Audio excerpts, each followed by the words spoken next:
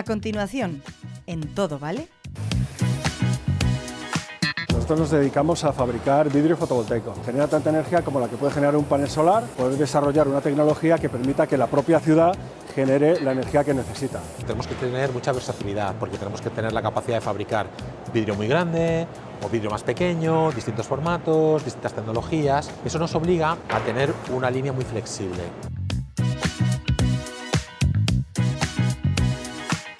La energía eólica es una energía renovable, limpia, segura y es además inagotable. Son dos complejos de Peñaflor 3 y 4 y están formados por 30 aerogeneradores cada uno. Esto es un sinóptico de lo que es el aerogenerador por dentro.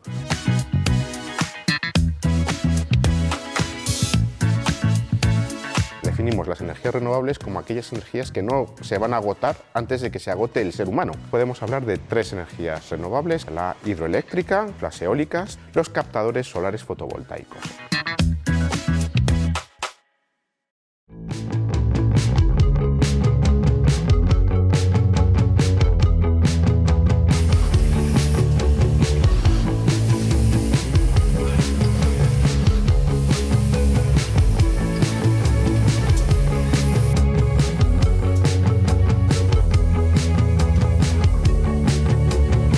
Onyx Solar, ¿a qué os dedicáis? Nosotros nos dedicamos a fabricar vidrio fotovoltaico. El vidrio fotovoltaico es un material de construcción que genera energía con el sol.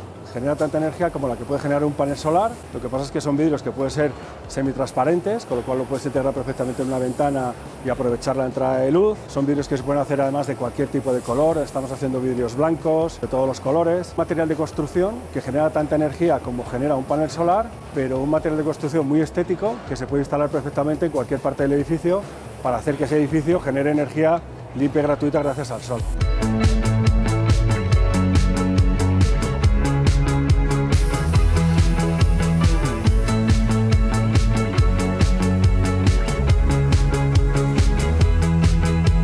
¿Cómo surgió esta idea? 2007, aproximadamente 2008, fue cuando presentamos la primera solución constructiva en una feria en Múnich. Yo estaba en el sector fotovoltaico, tenía una empresa de fotovoltaica y la verdad me dolía un poco ver que utilizábamos campo que se podía utilizar para otras cosas, para instalar paneles solares. Nunca fui como muy fan de ver grandes huertos solares para poder generar energía. No lo veía realmente sostenible al 100%.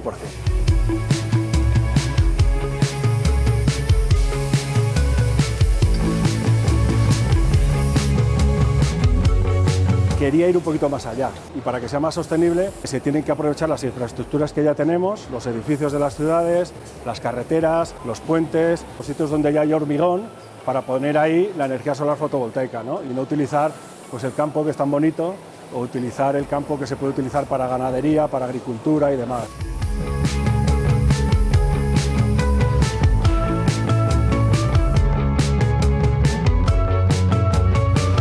Hicimos un cálculo y de media más o menos para poder suministrar energía solar fotovoltaica a una ciudad. Por cada metro cuadrado de ciudad hace aproximadamente falta otro metro cuadrado de campo con paneles solares.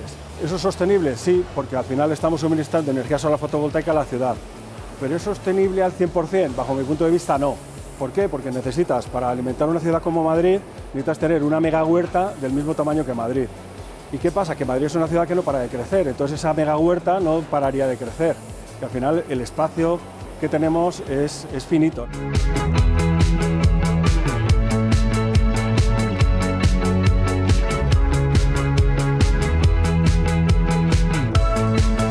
Somos un planeta que no para de crecer en población, somos ya creo que 8.000 millones de habitantes y hay ciudades que a lo mejor ya no crecen tanto como Madrid, pero hay ciudades en el mundo que crecen muchísimo. Alimentar esas ciudades con energía solar fotovoltaica, por supuesto sí, hacerlo vía huerta, pues a lo mejor no. Creo que es mejor poder desarrollar una tecnología que permita que la propia ciudad genere la energía que necesita. Sois una empresa abulense, Sí, situada en Ávila. Estas instalaciones están en Ávila. sí. Yo soy de Ávila, estudié en La Neja, TEO, estudié en el Diocesano. Somos en ese sentido una empresa muy internacional porque más del 90% de lo que facturamos es fuera de España. Hemos hecho cerca ya de 400 proyectos en 60 países. de los 5 continentes, pero es verdad que todo lo hacemos desde aquí, desde Ávila, y estamos muy orgullosos y es nuestra idea seguir en esta tierra durante muchos años. Aquí estudiamos, aquí recibimos una educación de excelente calidad y queremos de alguna forma poder devolver a esta tierra lo que esta tierra ha hecho por nosotros, ¿no? O sea que estamos encantados en Ávila.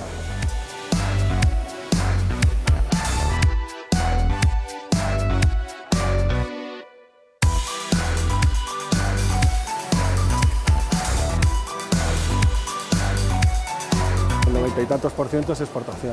¿Por qué? No es que aquí vaya mal, o sea, aquí estamos haciendo ahora mismo muchísimos proyectos. Hemos hecho hace nada un par de edificios de oficinas muy emblemáticos en Barcelona. Vamos a hacer ahora un data center en Barcelona, otro data center en Getafe. Vamos a hacer un edificio muy emblemático que todavía no puedo desvelar, pero que acabamos de firmar el contrato, hiper emblemático a nivel nacional, que está en Valencia. Hemos hecho muchos proyectos en España. Lo que pasa es que desde el comienzo de la empresa nos hemos enfocado mucho en la internacionalización. Nosotros tenemos un producto que realmente se puede vender a nivel mundial, vamos a venderlo a nivel mundial, ¿no? Y es lo que estamos haciendo. Eso ha sido un tema estratégico. No es que sea un demérito de España como mercado, sino es un mérito de la empresa que ha hecho un esfuerzo extraordinario para poder salir de nuestras fronteras. España es de importante en nuestra cuenta de resultados, pues como la economía española es de importante a nivel de la economía mundial, ¿no?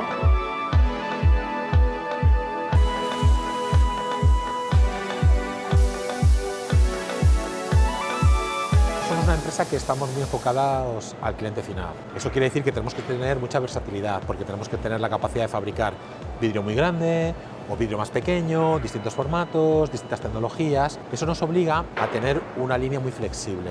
Y entonces, pues si os dais cuenta, tenemos todas las máquinas duplicadas. Tenemos 2 máquinas de soldadura, tenemos 2 laminadores, y entonces tenemos procesos que son muy automatizados, como es soldar las células, y luego tenemos una parte muy personalizada, que es prácticamente un trabajo de alta costura, donde nuestras compañeras lo que hacen es preensamblar el vidrio fotovoltaico en distintas capas. Tenemos el vidrio, tenemos el encapsulante, tenemos las células y luego vamos dándole distintos formatos. Una vez que todo está preensamblado, va a la máquina de laminación. ¿Qué es lo que estamos viendo al fondo, verdad? Exacto, la máquina de laminación es una máquina que funciona a temperatura variable y presión variable, y lo que va haciendo es garantizar el fundido y la adhesión del material blanco, que es el encapsulante, de tal manera que quede completamente unido el vidrio con las células, garantizando una duración de 30 años. Al final es como hacer sándwich. Hay gente que solo sabe hacer sándwich de jamón y queso, y nosotros sabemos hacer 400 tipos de sándwich. Al final nosotros, nuestro posicionamiento en el mercado, siendo los mejores, una de las empresas mejores del mundo en este sector, es porque hemos aprendido a hacer cosas únicas. ¿Quiénes son vuestros clientes? Nuestros clientes tenemos de todo. Nosotros como clientes pues hemos trabajado para McDonald's, hemos trabajado como Turner, que es la primera constructora en Estados Unidos, hemos trabajado para industria farmacéutica como Pfizer y Novartis, hemos trabajado para Heinz, hemos trabajado para Acciona, Patrimonialistas, hemos trabajado para Apple. Hemos hecho, por ejemplo, la Embajada de Estados Unidos en Yakarta, el edificio más alto de Singapur, el Centro de Innovación Tecnológica del Petróleo en Arabia Saudí, el edificio de la National Security Agency, de la Agencia de Seguridad Nacional Nuclear de Estados Unidos en Albuquerque. Entonces, al final son tecnologías, la nuclear, el petróleo, la eléctrica convencional como Enel, compañías que están utilizando nuestro vidrio fotovoltaico en sus sedes. Entonces, a mí ese tipo de edificios, la verdad es que me gustan mucho porque, bueno, es poner una pica en Flandes. En Castilla y León. Más allá de nuestra oficina, hemos hecho un mercado en Béjar, que fue uno de los primeros proyectos que hicimos. Hemos hecho también un edificio bastante bioclimático. Era el edificio más sostenible del hemisferio norte, es decir, es el edificio más sostenible del mundo, después de uno que hay en Australia, que está en Valladolid, en la Universidad de Valladolid.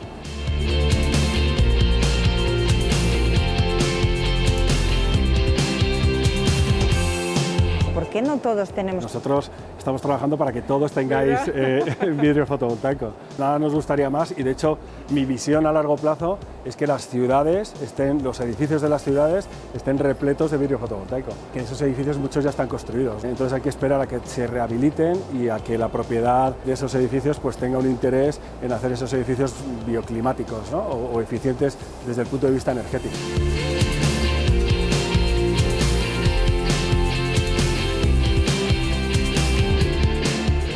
retorno de la inversión. El coste de nuestro producto es un coste que sí que es más elevado que el del vidrio convencional, lógicamente, porque lleva una instalación eléctrica y lleva una serie de células fotovoltaicas, etcétera, pero ese retorno de la inversión se recupera en 2, 3, 4, en el peor de los casos en 6 años. En 6 años has recuperado el coste extra que te ha costado instalar ese vidrio fotovoltaico y a partir de ahí tienes beneficios. Es como si tuvieses una maquinita de imprimir billetes en tu fachada, ¿no? Solo porque salga el sol estás generando energía y esa energía pues es dinero, ¿no?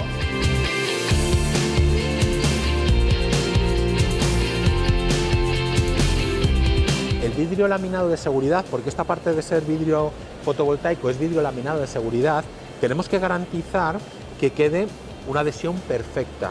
Dependiendo del tipo de proyecto, tenemos una capa, 2 capas. Una célula fotovoltaica tiene un espesor solo de 150 micras y el vidrio puede ser 4 milímetros, 6 milímetros, 8 milímetros. Es como, Blanca, si yo pusiera sobre tu cabeza un edificio entero y tengo que garantizar que no te rompo.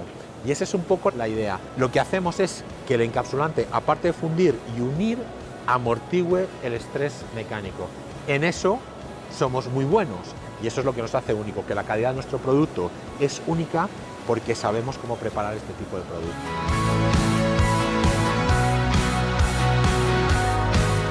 Vidrio fotovoltaico de muchos colores, de muchos tamaños. Depende de la opacidad de ese vidrio el que se pueda generar más o menos energía, ¿verdad? En cierta medida te sorprenderías, porque claro, una persona en cuanto ve un vidrio transparente piensa esto va a producir menos, o cuando ve un vidrio de color dice esto va a producir menos. En el caso del transparente sí que hay una decadencia en la eficiencia, pero al final es un compromiso entre la estética y la potencia.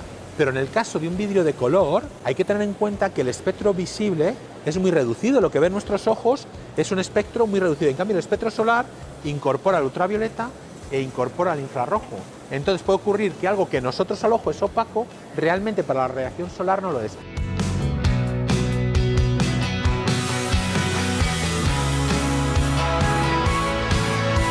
Están premontando, están ensamblando y están precolocando, están comprobando que los conectores externos van a coincidir con la caja. Porque una vez que laminamos, ahora va a poner una tape de protección, ¿vale? Pero el proceso de laminación, pero una vez que laminamos vamos a tener que conectar la caja. Entonces esas son las 4 salidas y ahí es precisamente donde va la caja de conexiones y el cableado.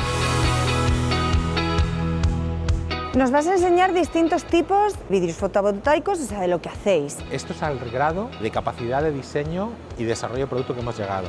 Ahora mismo somos capaces de hacer un vidrio que nadie diría que es fotovoltaico. Podría estar integrado en cualquier tipo de fachada y nadie sabría que es fotovoltaico. Y aquí tenemos una capacidad de generación brutal. Estamos hablando que tenemos soluciones de este tipo de color desde 75 vatios por metro cuadrado a 150, lo que es una auténtica barbaridad. Esto ha sido un proyecto desarrollado en la casa internamente por prácticamente 2 o 3 personas, entre ellos el director de producción y yo, y lo que hemos dicho es decir, vamos a hacer algo que sea único, y la unicidad está en ello. Este proyecto, sin ir más lejos, va a Canadá.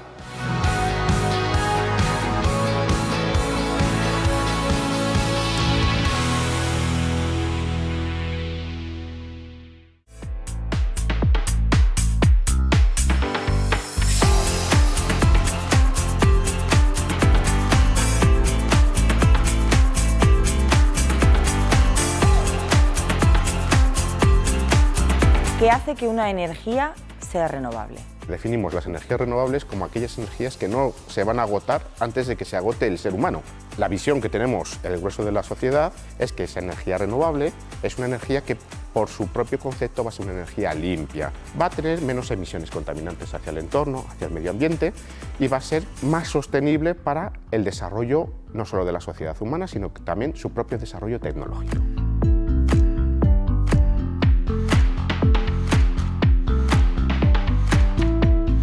¿Cuáles son las principales energías renovables? Básicamente podemos hablar de 3 energías renovables, que sería la hidroeléctrica, que es la que históricamente más conocemos en el territorio español. En segundo lugar tendríamos las eólicas, visualmente tienen un impacto mucho mayor y la gente pues lo puede identificar mucho más rápido. Y en tercer lugar, que se está poniendo de moda dada la actual crisis energética, serían los captadores solares fotovoltaicos, aunque tenemos otras tecnologías que serían de apoyo a estas fuentes de energía renovable.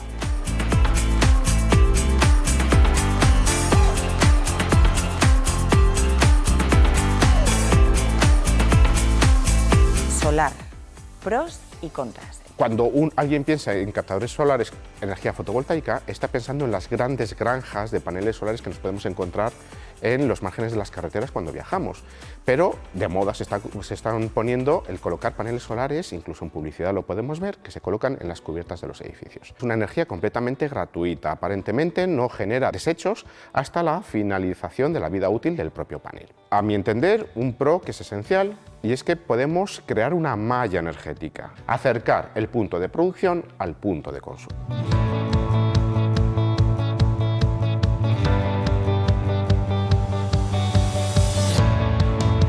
Grandes granjas solares tienen las contras que tienen todas las energías de distribución, en este caso eléctrica, que tenemos en Europa. Tenemos unas grandes centrales de producción, ya sean las grandes centrales de producción hidroeléctrica, las centrales de producción eólica o las centrales de producción solar. Tenemos que trasladar la energía, tenemos que transportarla hasta el punto de consumo. Prácticamente cada ciudadano puede tener su punto de producción energética próximo al punto de consumo. Tendríamos menos inversión en el cableado desde estas centrales productoras hasta el punto de consumo y, en segundo lugar, menos pérdidas energéticas.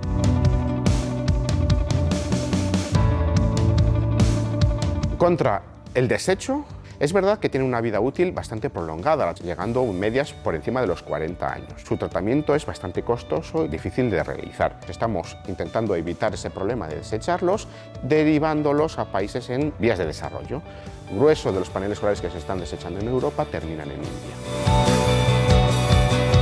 Uso del suelo. Las granjas de captación solar fotovoltaica requieren grandes extensiones de terreno, normalmente suelo de tipo agrícola, suelo rural. Sin embargo, también tenemos la extensión de cubiertas que tenemos en las ciudades. Inversión económica. Comprar esos captadores solares, esos paneles solares fotovoltaicos, supone una inversión muy elevada. Tenemos que pensar que no solo es colocar paneles solares, vamos a tener una serie de equipos, de dispositivos que van a regularizar, que van a adaptar esa corriente eléctrica, esa energía eléctrica que han capturado los paneles solares para poderse distribuir a las grandes redes de distribución y posteriormente para que llegue a los usuarios finales. Ha sido un problema de pensamiento, de ámbito social. Ahora mismo estamos sufriendo la crisis energética, pero hasta hace poco la energía era barata. Entonces tenemos que retrotraer hasta la gran crisis energética de los últimos 70, primeros de los 80, en los cuales se empieza a valorizar la energía y empiezan a crearse sistemas de aislantes en edificios. Hasta ese momento la energía no era importante porque no suponía un gasto económico. Ahora tenemos ese problema y ahora la solución es buscar alternativas para producir energía debido al elevado coste. De ahí que toda nuestra mentalidad social en cuanto a ámbito energético esté orientado todo hacia la electricidad. Pocos desarrollos ya tienen en cuenta otras fuentes de energía que no sean renovables, porque todo tiende hacia la electricidad. Basta ver la industria del vehículo eléctrico.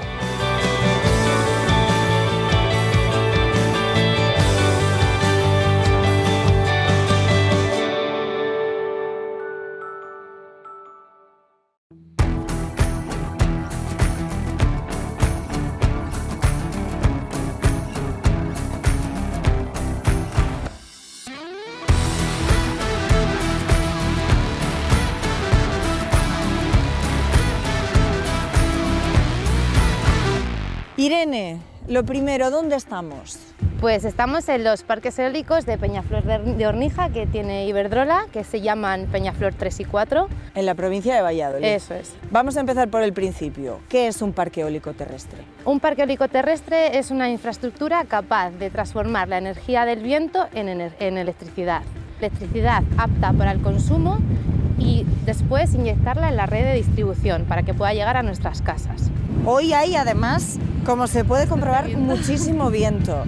No siempre hay viento. No, no siempre hay viento.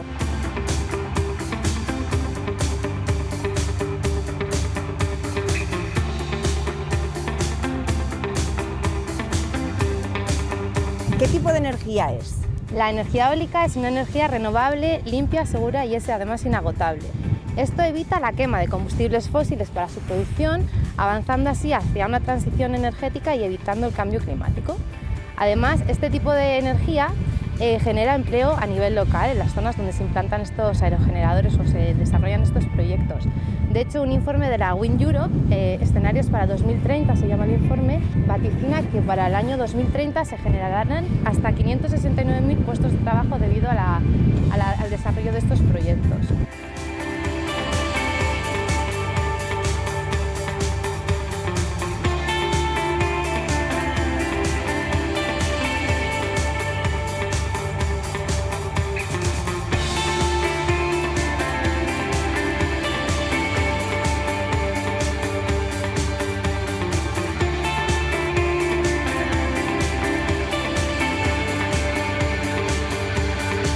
¿Qué tipo de ventajas tiene en este caso un parque eólico frente a lo mejor una huerta solar, frente a otras renovables?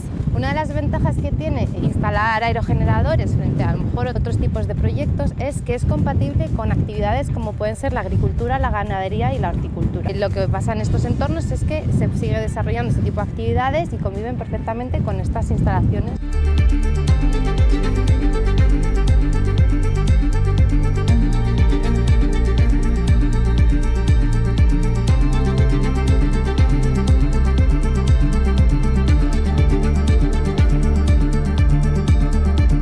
Un aerogenerador está compuesto por palas, la nacel, el buje y la torre. Y bueno, además por todas sus infraestructuras de evacuación que permiten que la energía que se produce llegue hasta nuestros hogares.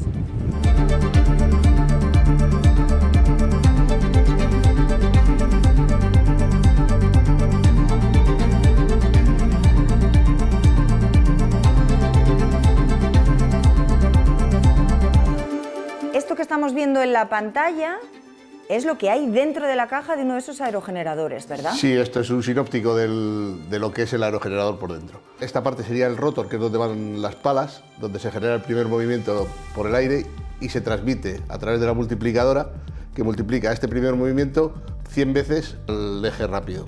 Entonces ese eje rápido lo que hace ya nos va a mover el rotor del generador, que realmente es el que produce la energía. Esa energía baja aquí al centro de transformación, lo eleva a 20.000 voltios en nuestro caso y ya viene para aquí, para la subestación.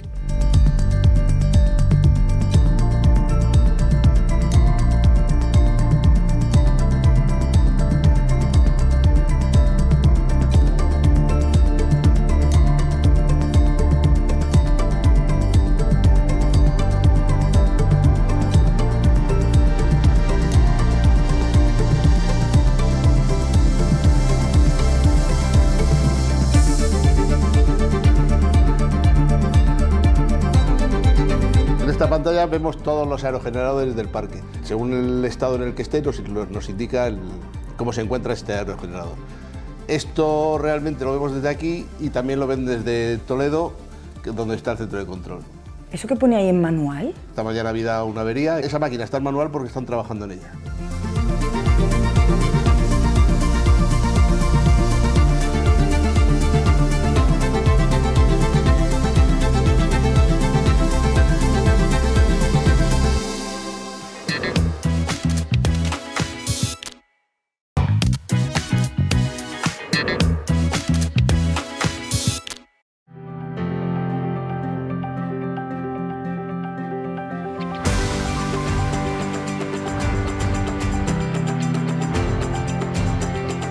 ¿Qué es la energía eólica? Es una extracción de energía muy sencilla de entender. Obtener energía eléctrica por la rotación de un generador, de un alternador, por la acción eólica, por el viento, igual que el molinillo de un niño.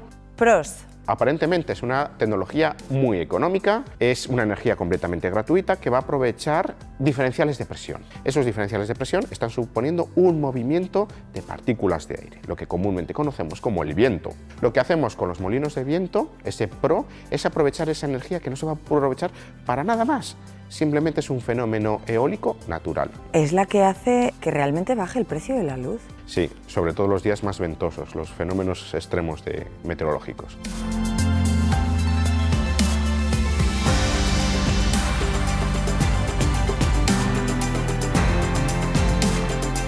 La curiosidad de los molinos de viento que siempre giran a la misma velocidad, giran a la misma velocidad. Haya mucho viento o haya poco viento, el molino siempre va a rotar a la misma velocidad. Siempre. Lo que tiene dentro es una caja de cambios como la de un coche. Cuando hay más velocidad del viento, visualmente vamos a ver que las aspas se están moviendo a la misma velocidad que cuando hay poco viento, pero estamos sacando más energía porque la caja de cambios está haciendo que dentro el alternador vaya mucho más rápido. Cuando se averían estas cajas de cambio, estos distribuidores, se produce el fallo del molino del viento. Entonces, ese fallo puede llevar a que se rompa el molino.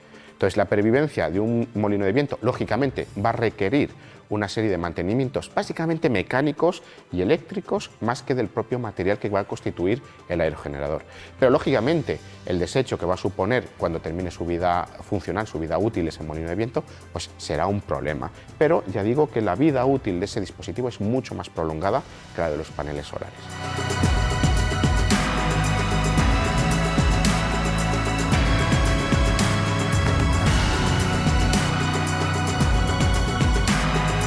¿Y los contras? Aquí nos meteríamos en un ámbito más medioambiental. El impacto visual, con este tipo de tecnologías destruimos las visuales, las panorámicas que podemos tener de un paisaje. Más importante es el impacto medioambiental, frente al movimiento de aves migratorias entre puntos de movimiento. ¿Qué implica que haya estos aerogeneradores? Pues que van a cortar ese movimiento natural que tenían las aves en los fenómenos migratorios. Ese entre uno de ellos. Tenemos otro tipo de contaminación que muy pocas veces nos acordamos de él, que es el acústico, el ruido. Muchos animales no pueden convivir con ese tipo de fenómenos de contaminaciones acústicas y tienen que abandonar lo que son sus hábitats naturales.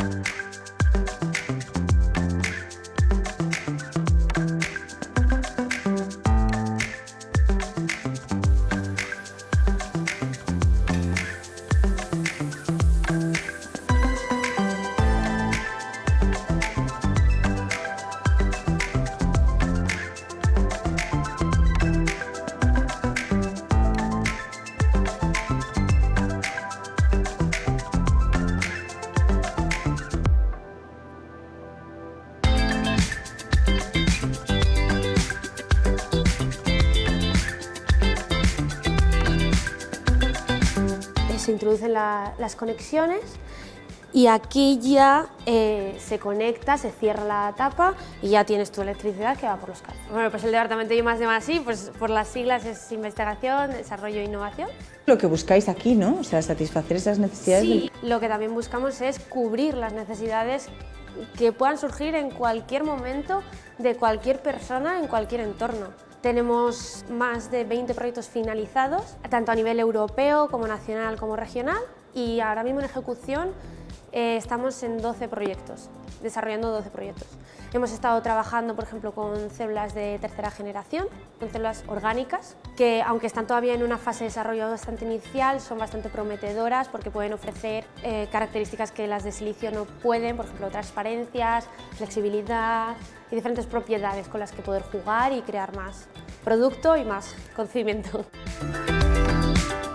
Estas son pruebas de calidad. Entonces, dentro del sistema de calidad, una de las pruebas más críticas es la adhesión, que está haciendo mi compañero Tomás. Lo que medimos aquí es la fuerza con la que el encapsulante que utilizas en línea se pega al vidrio.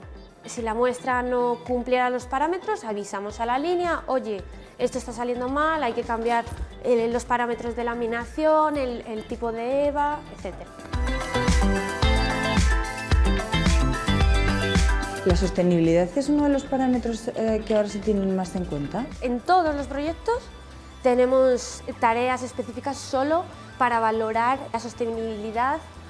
Como puedes verle que está costando mucho tirar, eso nos quiere decir que está muy bien adherido y que todo está saliendo bien.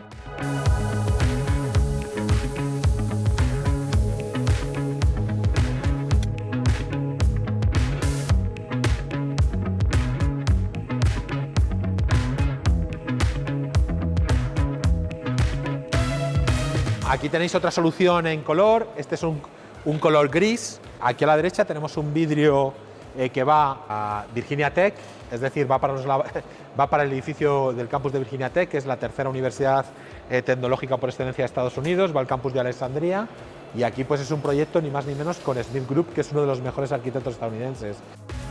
De vuestros clientes que están por todo el mundo.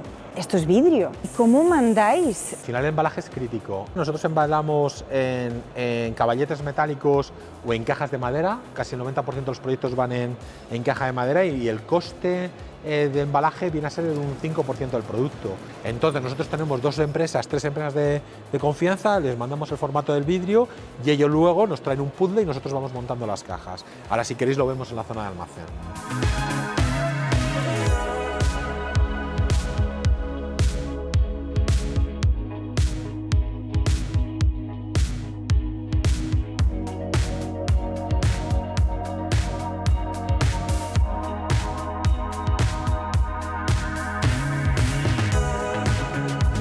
¿Cuál es vuestra huella de carbono? Hay que tener en cuenta que siempre uno está pensando en el retorno económico de las cosas y este material, como os ha comentado Álvaro, tiene un retorno muy rápido, pero también un retorno que se llama Energy Payback, que es el retorno energético. ¿Cuánta energía yo consumo para generar un producto? Es mi huella de carbono, porque al final lo transformo en toneladas de CO2.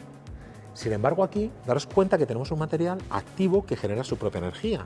Entonces, el material fotovoltaico, en una vida que va a tener de 30 años, en el máximo de 2 años y medio ha sido capaz de retornar toda la energía que se ha invertido en su generación. Entonces estamos ante un material no solo de energía positiva, sino de totalmente carbon neutral, es decir, prácticamente no tiene huella de carbono.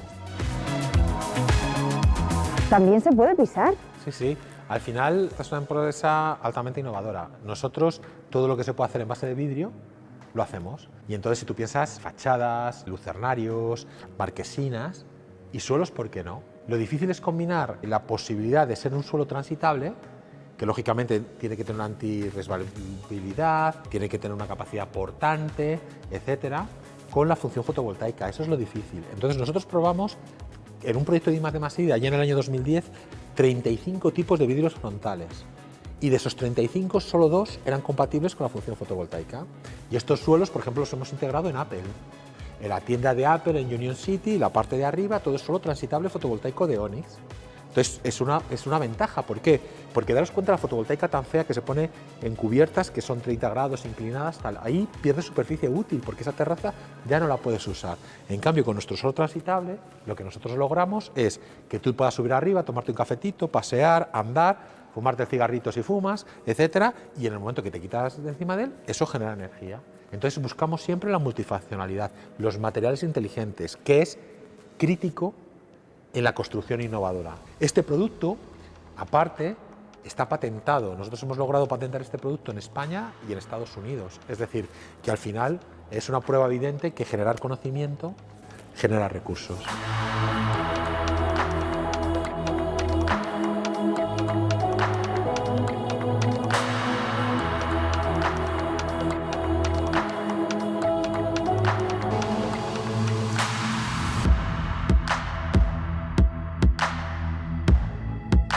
Es otra de nuestras pruebas del sistema de calidad de Onyx y es nuestra cámara climática.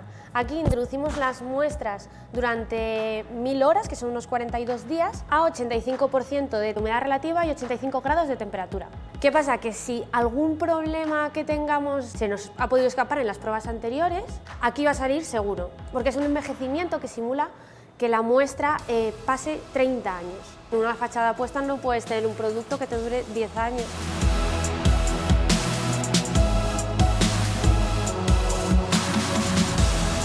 Esto sería la muestra dentro de 30 años. Con defectos de laminaciones, no podemos permitir que dentro de 30 años tengamos este producto puesto en algún sitio.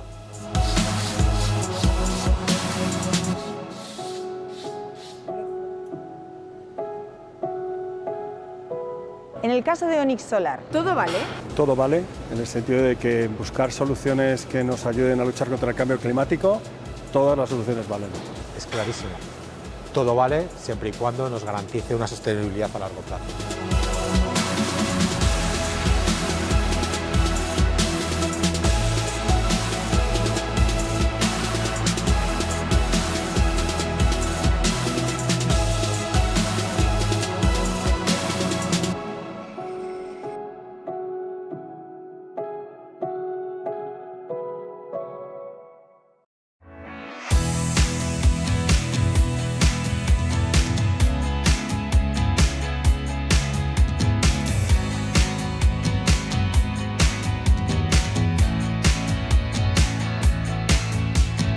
parque, ¿de qué consta? Son dos complejos de Peñaflor 3 y 4 y están formados por 30 aerogeneradores cada uno. Luego está la subestación, ¿verdad? La subestación, elevadora y luego las líneas de evacuación que llevan esta energía, en este caso hasta la subestación de la Mudarra, que a partir de ahí se distribuye la energía. En las últimas décadas los avances tecnológicos han permitido incrementar la potencia de los aerogeneradores y se están instalando actualmente, bueno, nosotros en Iberdrola estamos instalando aerogeneradores ya a partir de los 6 megavatios de potencia. En este caso, ¿qué se produce aquí en Peñaflor de Ornija? Pues estos parques tienen 50 megavatios de potencia cada uno, de potencia instaladas.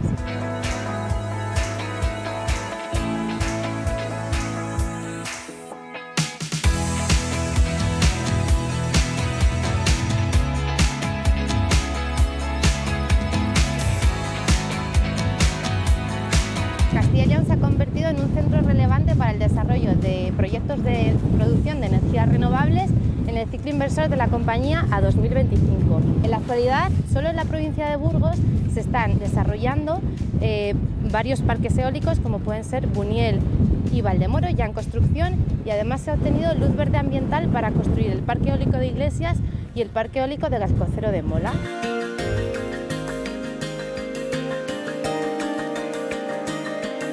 Un parque eólico de 100 megavatios es capaz de suministrar energía suficiente para abastecer hasta 86.500 hogares. Esto evita la emisión a la atmósfera de 30.000 toneladas de CO2 anuales y con una producción aproximada de 283 gigavatios hora al año evita el consumo de unos 47 millones de metros cúbicos de gas que hubiera sido requerido para generar esta energía mediante un ciclo combinado. Dura mucho tiempo, dura muchos años, ¿verdad? Un aerogenerador aproximadamente tiene una vida útil de unos 25 años, pero si se invierte en los mantenimientos adecuados puede durar más de 30 años. Con lo cual, pues... De hecho, hemos visto palas que estaban arregladas, digámoslo así. De hecho, ese es uno de los retos de la compañía, reciclar el 100% de los componentes, entre ellos las palas, para el año 2030. El problema de las palas es que están compuestas de fibras, de carbono, de resinas y otros componentes que ahora mismo separarlos es caro y además es bastante difícil.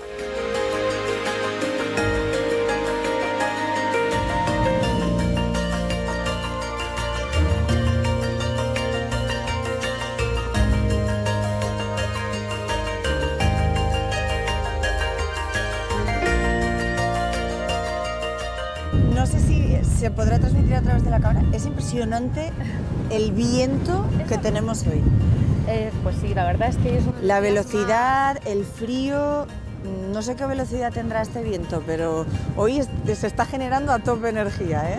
Desde luego están todos girando, sí.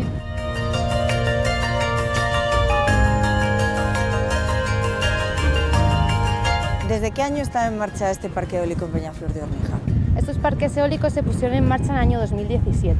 La instalación de un proyecto de estas características tiene un gran impacto a nivel local, porque se genera empleo y esto es un motor de desarrollo para sobre todo los pueblos que están en la zona, que les permite emerger como una garantía de futuro.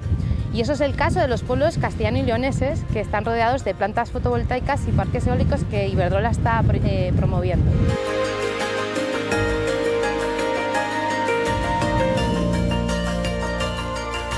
En el caso de la eólica, ¿todo vale? Pues yo creo que todo vale porque ahora mismo hay que generar energías, como he dicho al principio, que sean renovables, limpias, seguras e inagotables para avanzar hacia la transición energética.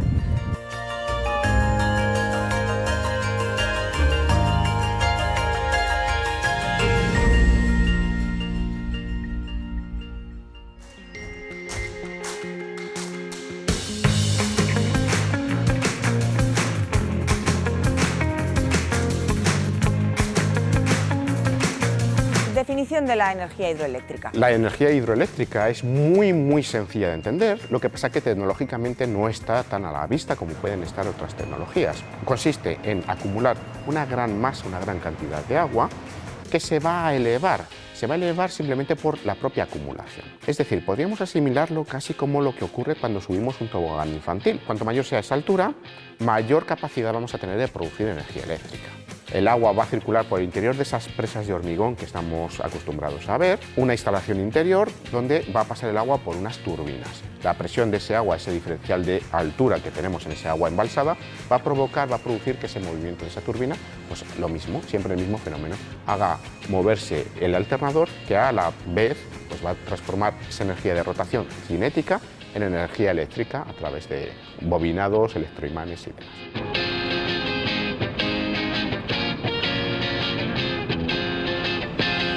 Pros, una energía extremadamente limpia, una energía muy potente, muy productora de energía, porque tenemos grandes masas de agua.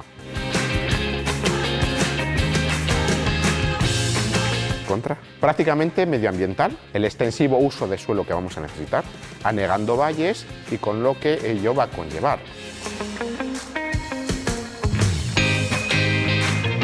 Inundar antiguas poblaciones, anegando patrimonio cultural, artístico, religioso en su gran mayoría. Culturalmente, el impacto que va a suponer a unos ciudadanos, decirles que se tienen que desplazar porque se va a producir el embalse de agua en su municipio, en su población. Lógicamente, ese uso de suelo va a conllevar también ciertos riesgos, especies endémicas que se van a tener que desplazar a otros emplazamientos porque su territorio va a dejar de existir o va a pasar a estar anegado de agua. Luego hay otros contras, es el elevado coste de la inversión que requiere una presa, grandes subestaciones o estaciones de transformación que van a adaptar esa corriente eléctrica generada, producida en las centrales hidroeléctricas para ser vertidas a las redes de distribución a nivel nacional o regional en este caso.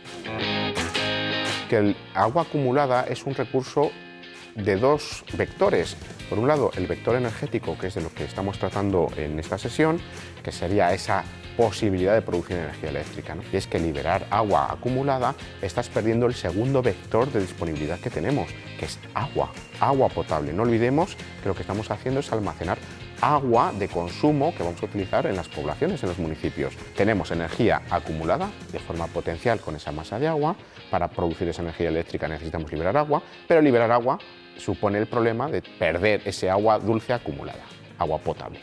Escasos meses salió en toda la prensa, ¿no?, que los pantanos estaban liberando agua. Se pensaba que era por el tema del precio de la energía, ¿no? Pues si la gente está demandando más energía, está solicitando que las empresas proveedoras de energía eléctrica, la gente quiere más energía, vamos a darles energías. Bueno, pues muchas veces no ese es el motivo, sino que hay otros motivos pues, de mantenimiento de los propios dispositivos, de las propias centrales de producción energética. Tenemos que pensar que los ciudadanos queremos energía, necesitamos energía para nuestro desarrollo social y humano, y hay empresas pues que trabajan produciendo esa energía y transportando esa energía para que nosotros la podamos usar. Esas empresas, si de repente empezamos a hablar que toda la energía se va a producir de una forma que hasta ese momento no se estaba utilizando, esas empresas empiezan a tener un problema. Si no se han puesto al día, no se han actualizado, van a tener un déficit en la producción de un tipo de energía. De ahí que vengan ciertos tipos de impuestos, por ejemplo, el conocido como el impuesto al sol, que propició precisamente intentar equilibrar esas deficiencias entre lo que estaba demandando la gente, que era energía procedente de fuentes renovables, frente a lo que el mercado nacional de la energía estaba dispuesto a ofrecernos. Gracias al tiempo, pues ese modelo se ha equilibrado y en la actualidad pues estamos cada vez ganando más territorio a las fuentes de energía no renovables, que en principio podemos definir como esas energías, las energías no renovables, que de por sí van a ser más contaminantes, van a tener más emisiones, o que en principio pues sí son más baratas de explotar, pero que a la larga va a tener mayores perjuicios para el ámbito social, medioambiental.